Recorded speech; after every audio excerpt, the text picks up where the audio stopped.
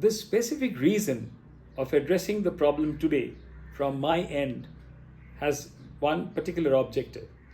That is, World Diabetes Day theme of 2024 was diabetes and well-being, which is now being carried through, observed throughout the year. So we are in the mid of the 1 year spectrum, 2024 to 2025. And even the World Oral Health Day says a happy mouth is a happy mind. So this is kind of clubbed together. We are in harmony. And that's the reason of me coming in today, that we should feel good from inside and outside, when we're taking care of our teeth and oral health. That will definitely boost our confidence. And finally, it will make us feel positive. So that will be taking care of preventing all other NCDs. And we have, from the World Dental Federation, the beloved beaver Toothy, Bucktooth Tooty, is going to say something to you.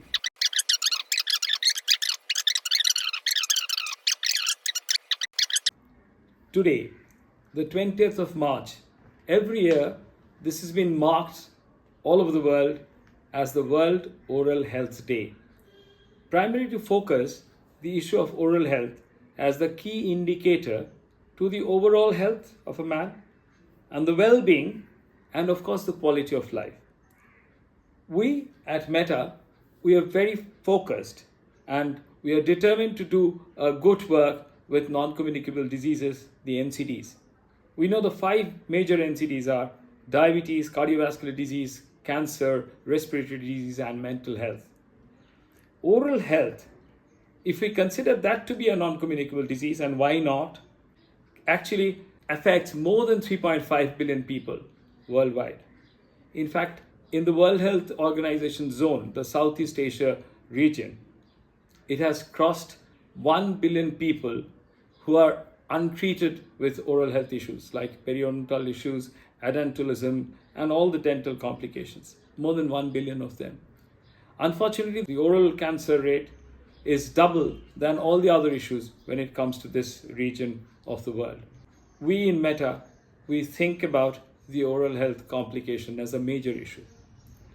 Oral health complications are associated in the school children, where that's our target area, population, where we try to prevent, primordial prevention of diabetes, cancer, cardiovascular disease, all can start at that age group of class 7 to class 10, 12 to 16. And oral health focus is also our main area of concern.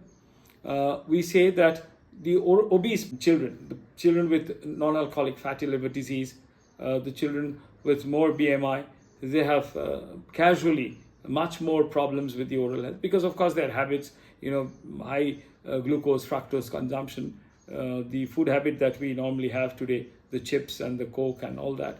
A very leisurely life, almost no activity. So you don't have even time to go up and rinse your mouth and clean your oral habits.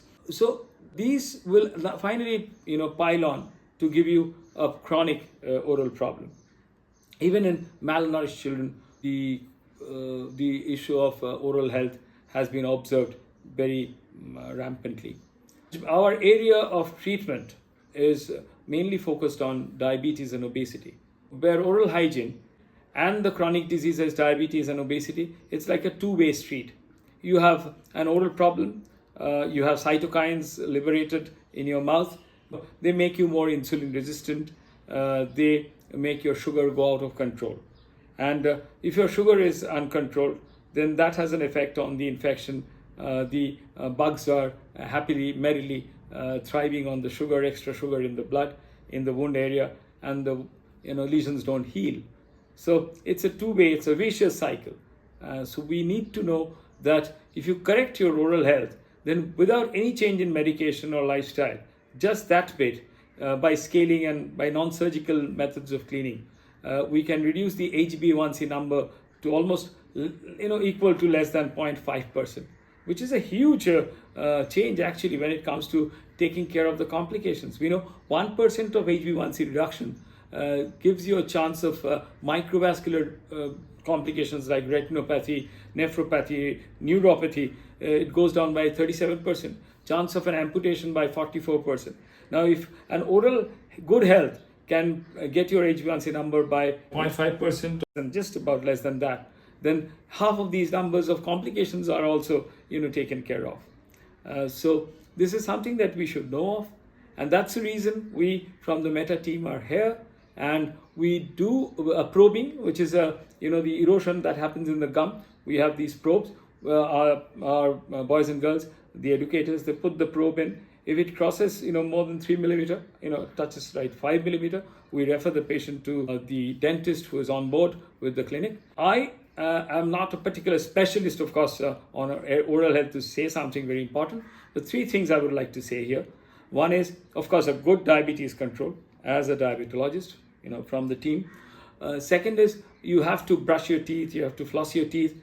Make sure that if you can do it twice or even thrice, it'll be better. While you're doing it, keep a time of 2 minutes attentively in the whole process, and if possible, use a antiseptic mouthwash to rinse your mouth every day. Second is, people who are smoking or have these tobacco habits, we know that they do devastation in the oral health. So if you have diabetes, your chance of heart attack is 4 times more.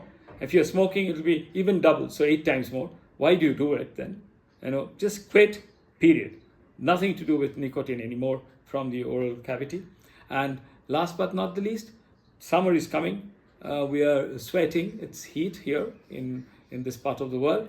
So keep yourself hydrated.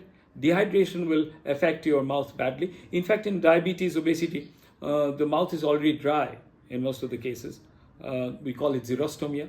So if you're drinking good quantity of water, keeping yourself overall hydrated, then you will be very safe.